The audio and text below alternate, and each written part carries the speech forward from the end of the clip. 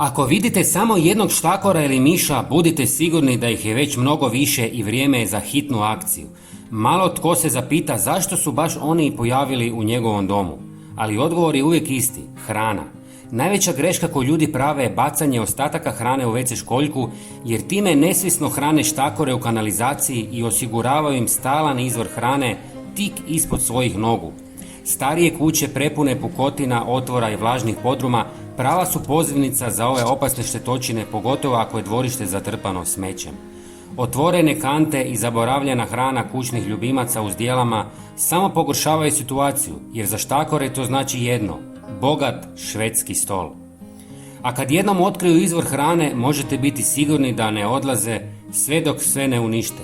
Razmnožavaju se tolikom brzinom da vi, dok još razmišljate što učiniti, oni su već pretvorili vaš dom u gnijezdo sa stotinama potomaka.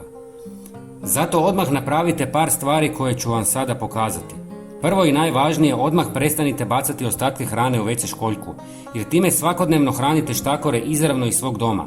Zatim očistite dvorište od smeća i svih mjesta gdje se mogu skrivati, poput starih crijepova, dasaka, cigli i sličnog otpada. Svaku pukotinu, rupu u betonu ili otvor oko cijevi treba hitno zatvoriti, jer to su im savršeni ulazi. Već ste time uklonili pola problema. Ono što vam još preostaje jest da ih dodatno otjerane snažnim prirodnim repelentom, koji ćemo sada napraviti od sastojaka koje štakori i miševi ne podnose. No zapamtite, nijedan repelent neće pomoći ako je vaš dom pun hrane i nereda, jer njihov nagon za preživljavanjem nadjačava svaki repelent. U pola litre tople vode dodajte pola žlice ili više crnog papra, koji sadrži snažne tvari koje izuzetno iritiraju osjetljiv njuš štakora, pa čim ga nanjuše bježe glavom bez obzira. Njegov miris za njih znači opasnost i neugodno, zbog čega ga instinktivno izbjegavaju.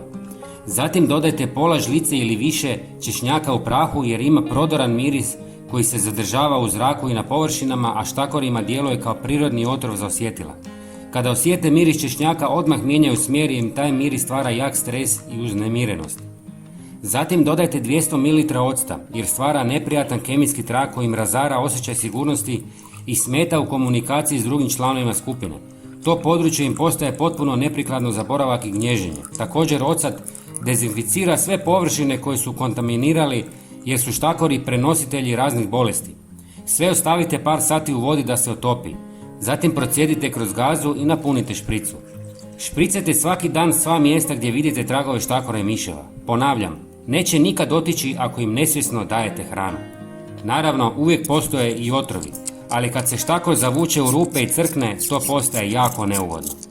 Nadam se da sam vam pomogao. Svakako podijelite video na društvenim mrežama kako bismo pomogli što većem broju ljudi. Hvala vam i pozdrav!